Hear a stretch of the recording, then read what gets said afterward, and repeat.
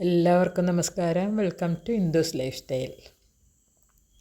ഇന്നത്തെ ഊണിന് ഞാൻ ഉണ്ടാക്കിയ ഒരു വിഭവമാണിത്. അപ്പോൾ എല്ലാവർക്കും അറിയുന്നുണ്ടാവും. ഇതിൻ്റെ പേര് വേലിച്ചീര, ശീമച്ചീര, ബോർണിയോ ചീര, ബോർണിച്ചീര, പിന്നെ സിലോൺ ചീര. അങ്ങനെ എനിക്ക് തോന്നുന്നു ഇത്രയൊക്കെ എനിക്കറിയുന്നത്. എനിക്കറിയാത്ത ഒരുപാട് പേരുകളുണ്ട്. അതെല്ലാവരും ഒന്ന് കമൻറ്റ് ചെയ്യണേ. നിങ്ങളുടെ നാട്ടിൽ എന്തൊക്കെയാണ് പറഞ്ഞാൽ, നിങ്ങൾ ഒരേ നാട്ടിൽ തന്നെ പല പേരുകളിലും അറിയപ്പെടുന്നുണ്ട്. നാടിൻ്റെ മാത്രമല്ല, ഓരോരുത്തരും ഓരോ പേരാണ് പറയുന്നത്. അപ്പോൾ അതൊന്ന് പറിച്ചെടുത്തിട്ടുണ്ട്. നമ്മൾ പറിക്കുമ്പം തന്നെ നോക്കി നോക്കി പറിച്ചെടുക്കുകയാണെങ്കിൽ കഴുകിയെടുക്കാൻ ബുദ്ധിമുട്ടുണ്ടാവില്ല. ഇപ്പം അധികം പൊടിയൊന്നും പറന്നില്ല. അത്യാവശ്യം മഴയൊക്കെ ഇടയ്ക്ക് ഉള്ളതുകൊണ്ട് നല്ല വൃത്തിയായിട്ടുണ്ട്. ഇത്രയേറെ നല്ലൊരു ഇലക്കറി വേറെ ഇല്ലയെന്ന് തന്നെ പറയാം. കാരണം ഇത്രയേറെ അയൺ കണ്ടൻ്റുള്ള കണ്ണിനൊക്കെ വളരെ നല്ലതാണ്. ഇതിപ്പോൾ ആഴ്ചയിലൊരിക്കൽ കഴിക്കാൻ പറ്റിയാൽ തന്നെ വലിയ ഭാഗ്യമെന്ന് പറയാം. നമ്മുടെ അത്രയേറെ ഗുണമുള്ളൊരു കാര്യമാണ്. ഞാൻ അതിൻ്റെ ഇടയിൽ 2 കറിവേപ്പിലയും കൂടെ പറിച്ചെടുത്തു. പിന്നെയും വളപ്പിലേക്ക് ഇറങ്ങണ്ടല്ലോ. ഇതൊന്ന് അധികം ആ കൊമ്പൊന്ന് അടർത്തിയെടുത്താൽ മതി. എന്നിട്ട് കഴുകിയെടുത്ത ശേഷം ഇങ്ങനെ ഊർന്നെടുത്ത് നമുക്ക് അരിഞ്ഞെടുക്കാം. അതായിരിക്കും എളുപ്പം. ഇതെല്ലാം പേരാണെന്നറിയാം. ഒരുപാട് പേരുകളുള്ളൊരു സാധനം ഇത്.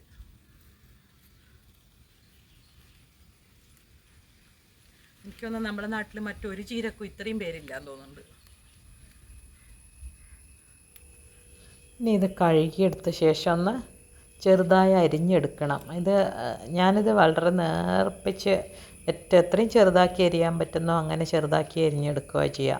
ശകലം വേവുള്ള മറ്റ് ചീരേനെ, നമ്മുടെ ചുവന്ന ചീരേനൊക്കെ അപേക്ഷിച്ചിട്ട് കുറച്ച് വേവുള്ളൊരു ചീരയാണ് ഇത്. അപ്പോൾ എല്ലാം കഴുകിയെടുത്ത് അരിഞ്ഞ് വെക്കാം. അരിഞ്ഞെടുത്ത ശേഷം പിന്നെ നമുക്ക് ചട്ടി അടുപ്പിൽ വെച്ചു. ഇത് കുറച്ച് വേവണം. നമ്മൾ അത്ര അധികം നമ്മുടെ മറ്റ് ചുമന്ന ചീരയൊക്കെ പോലെ വാട്ടറി അല്ല. പക്ഷെ തീ കുറച്ച് വെക്കുകയാണെങ്കിൽ നമുക്ക് വെള്ളമൊഴിക്കാതെ തന്നെ വേവിച്ചെടുക്കാൻ പറ്റും. ഇനി അതിലേക്ക് വേണ്ടുന്ന സാധനങ്ങൾ, അരി വറുത്ത് വെക്കും. ഇതിലേക്ക് അരി വറുത്തിടും. പക്ഷെ ഞാനിപ്പോൾ അരി വറുക്കുന്നില്ല. ചുമന്നുള്ളി, വെളുത്തുള്ളി, ഇടിച്ച മുളക് അത്രയും മാത്രമേ ചേർക്കുന്നുള്ളൂ. അപ്പോൾ അരി കൂടെ വറുത്താൽ നല്ലതാണ്. അരി വറുക്കാറുണ്ട് സാധാരണ ഇങ്ങനെയുള്ള ചീരക്കൊക്കെ. നമ്മൾ തകരച്ചീര വെക്കുമ്പോഴും പിന്നെ ഈ ശീമച്ചീര വെക്കുമ്പോഴൊക്കെ മുരിങ്ങയില ഒക്കെ വെക്കുമ്പോൾ നമ്മൾ അരി വറുക്കാറില്ലേ, അതുപോലെ. പക്ഷേ ഇപ്പോൾ ഇവിടെ ഞാൻ അരി വറുക്കുന്നില്ല. ഇത് മാത്രമേ ചെയ്യുന്നുള്ളൂ. പിന്നെ ചുവന്നുള്ളി, ചതച്ചെടുത്ത ചുവന്നുള്ളി, വെളുത്തുള്ളി, ഇടിച്ച മുളക് എരിവിന് വേണ്ടി. ഇനി അത് ഈ ചെറുതായി അരിഞ്ഞ് ചീരയും കൂടെ ഇട്ട് കൊടുക്കാം. പിന്നെ ഉപ്പ് ഇതൊക്കെ ഒന്ന് അമർന്ന ശേഷം ഇട്ടാൽ മതി. കാരണം നമ്മൾ ഈ കാണുന്നതൊന്നും അത് ചൂട് പറ്റി കഴിയുമ്പോൾ ഉണ്ടാവില്ല. അത് വെന്ത് വരുമ്പോൾ നന്നേ കുറയും. അപ്പം നമുക്ക് ഉപ്പ് ശരിയായില്ല എന്ന് വരും. അപ്പോൾ ഇതിപ്പം കണ്ടില്ലേ, എല്ലാം അതൊന്ന് വെന്ത് വന്നു. അത് അതിൻ്റെ അമർന്ന് വന്ന ശേഷം അതിനാവശ്യമായ ഉപ്പിട്ട് കൊടുക്കാം. ഉപ്പിട്ടൊന്ന് അടച്ച് വെച്ച് വേവിക്കണം. വെള്ളമൊന്നും ചേർക്കണ്ട. ചട്ടിയിലല്ലേ, തീ കുറച്ച് വെച്ചിട്ട് അടച്ച് ആവിയിലൊന്ന് വേവിച്ചെടുക്കുക. പിന്നെ ശകലം തേങ്ങയും കൂടെ ചേർക്കാം. തേങ്ങയും കൂടെ ചേർത്ത് ഇത് തോരനാക്കിയ ചോറിന് ഏറ്റവും ബെസ്റ്റ് തോരനാണ്. ആഴ്ചയിലൊരിക്കലെങ്കിലും ഇത് മുരിങ്ങയിലൊക്കെ കഴിക്കാൻ ശ്രമിക്കണം. അത് വളരെ നല്ല ഒരു ഇതായിരിക്കും. ഇനി ഇതിപ്പം ഞങ്ങൾക്ക് 2 പേര് മാത്രമായതുകൊണ്ട് ഇത് ധാരാളം തന്നെ മതി.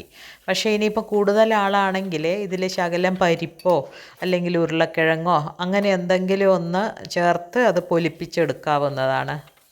അപ്പോൾ ഇനിയും ഇതുപോലുള്ള വിഭവങ്ങളുമായിട്ട് വരുന്നതായിരിക്കും. അപ്പോഴേക്കും എല്ലാവരും എൻ്റെ ചാനൽ സബ്സ്ക്രൈബ് ചെയ്യുകയും ബെൽ ബട്ടൺ ക്ലിക്ക് ചെയ്യുകയൊക്കെ ചെയ്യുക. അപ്പോൾ എല്ലാവർക്കും ഒരിക്കൽ കൂടി നന്ദി പറയുന്നു. ഉണ്ടാക്കി നോക്കണം. വളരെ ഹെൽത്ത് ബെനിഫിറ്റുള്ള ഒരു ചീരയാണിത്. Thank you for watching my channel.